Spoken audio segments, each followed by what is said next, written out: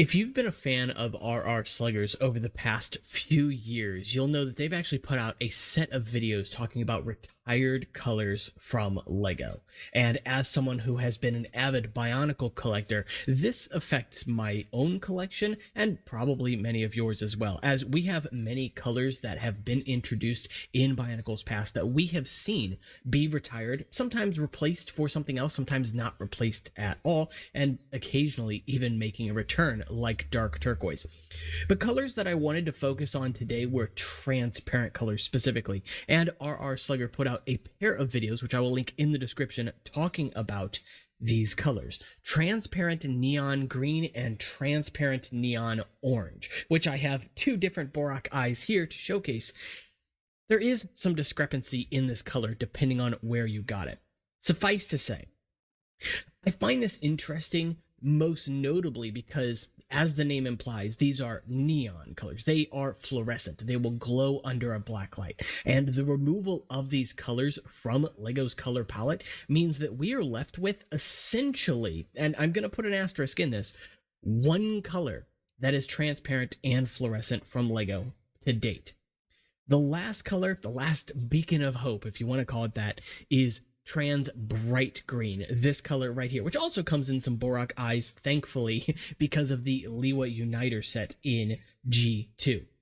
That is a fluorescent color, thankfully, and it's quite bright as well, which is always nice to see. But I find it interesting because I also recently learned that LEGO had actually canceled the trans medium blue as well, meaning that blue, orange, and green all lost their fluorescent counterparts, and in the past, LEGO had a fluorescent pink, a fluorescent yellow, and some other colors as well. So as time has gone on, we've been losing a lot of those fluorescent colors, a lot of those neon colors, colors that would glow under a black light. And I find that unfortunate because although I don't personally display my sets under a black light, it can be quite attractive to do so. It's always nice to see this sort of little treasure hunt when the lights go out, a black light is turned on, and little bits of your collection are glowing. And yes, while there are still colors that LEGO produces that will glow, that will actually fluoresce, including solid colors like coral here, which looks a little orange thanks to the saturation of the camera here.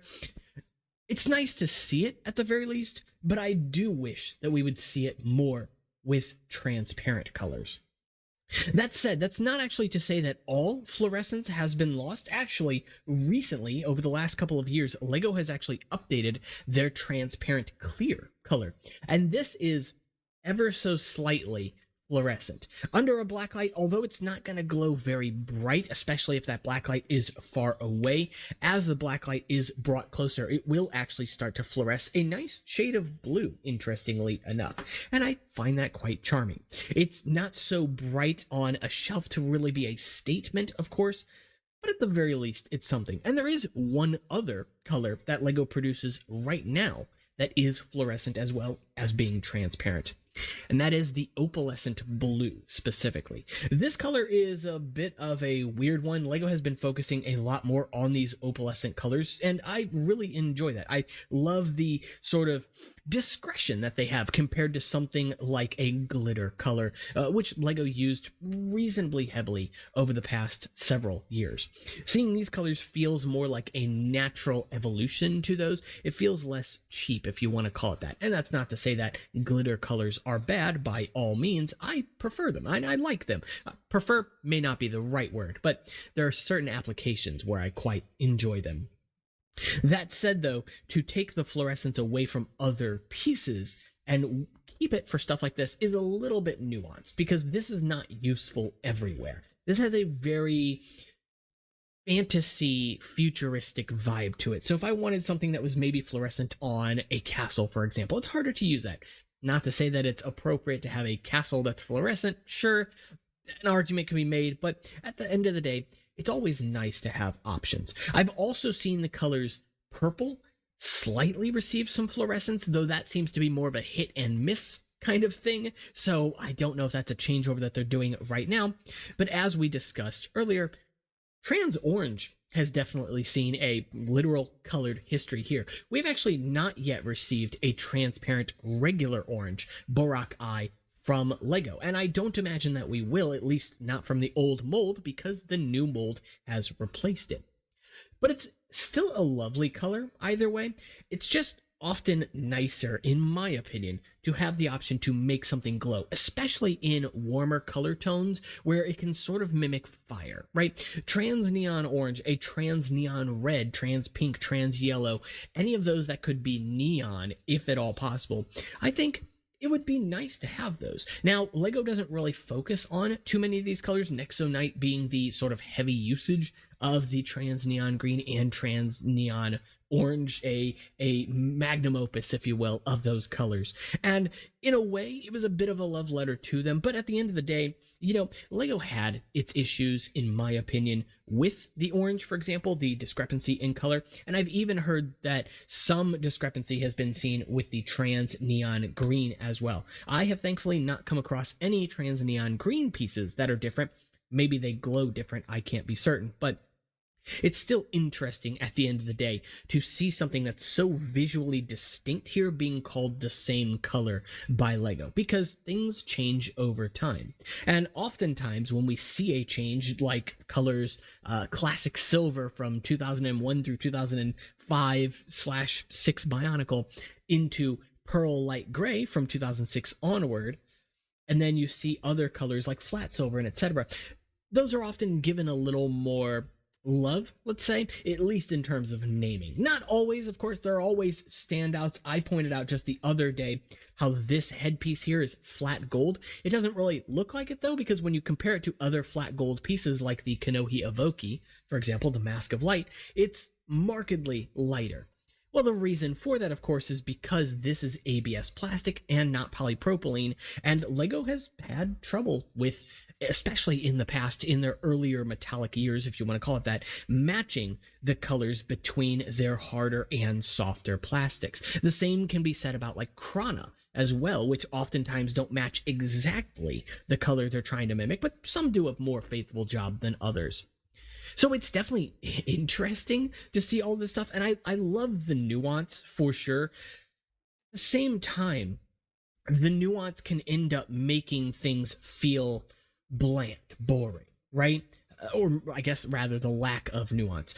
As time has gone on, we've seen the reappearance of this piece, specifically this pearl gold Borak eye. This was originally introduced and exclusive to the 2006 Brutaka set from Bionicle. I believe the newer version that has come out for this since is actually the newer updated mold, but I could be wrong there.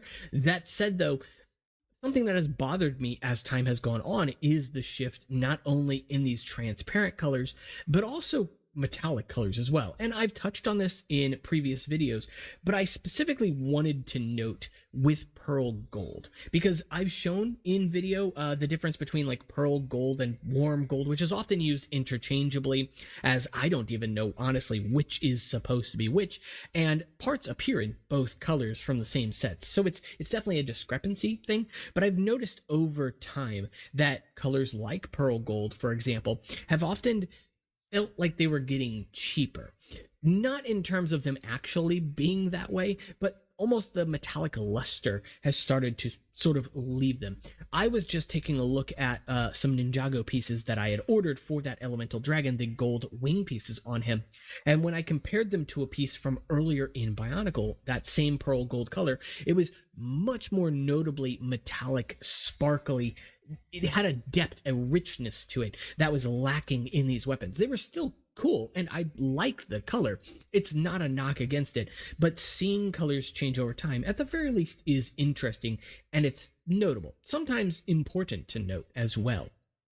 At the end of the day, you know, when you're a company who's solely reliant on producing plastic, right, it is important to be consistent, but at the end of the day, it can be difficult, and sometimes changes are necessary. Changes in formula, whether it be for, you know, ecological reasons, trying to make bricks and pieces more composable. What am I trying to say here? But eco-friendly in general, right? And there are obviously other reasons as well, reducing manufacturing costs and so on and so forth. So it is definitely important and something that I really appreciate, because I would much rather have a sustainable product than a product that, when thrown out, is going to litter the ground, right? So biodegradability is definitely important. Sustainability is definitely important. And if that means sacrificing some consistency or seeing colors change over the years, that's okay with me. That said, though, at the end of the day, when you are forking out $100 or more for a set, it is important that that set meet certain quality standards, especially for a company that really touts its quality, that has sort of built its name on quality. As time has gone on, we have seen more companies being able to approach and even in some cases surpass Lego's quality, both in terms of the aesthetic of pieces, of course that's a preference, and in terms of just the consistency overall. And though I would definitely say it's few and far between, and to no degree would I say any company outright replaces Lego, it's nice to see other companies actually trying to compete in the market space, because it forces Lego, or at least it should force Lego, to offer something more than just a product, right? But to also offer, to recognize the importance of the product that they make. At the end of the day, it's a job for them, but it is a hobby and a passion and a career for many other people. And so seeing colors disappear, it's sad, but it does happen, and it makes sense. At the end of the day, you've got to kind of pull the reins in somewhere. A million colors is really hard to sort of, just logistically is difficult to sort of cast a net over and try to make sure that every single thing appears just right, especially when some colors can be very subtly different. So I'm thankful with what we have from Lego. I would, of course, love to see more. I'm very happy about new colors like reddish orange, for example, which I think is a color that's been missing from Lego's repertoire for a long time. But at the end of the day, I still think that it is important, if at the very least, for your fans to install something like black lights on a shelf to honor them in some cases.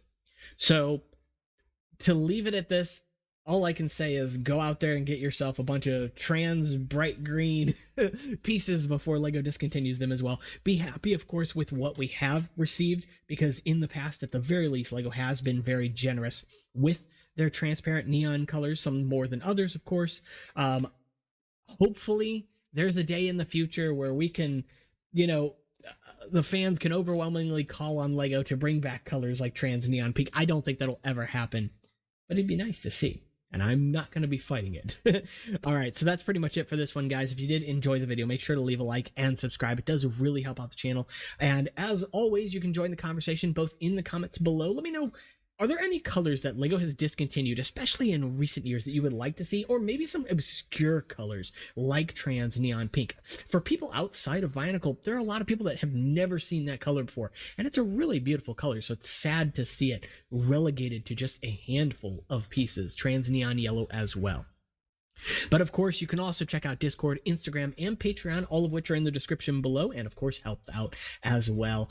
I will see y'all in the next one. Make sure you subscribe. Take care.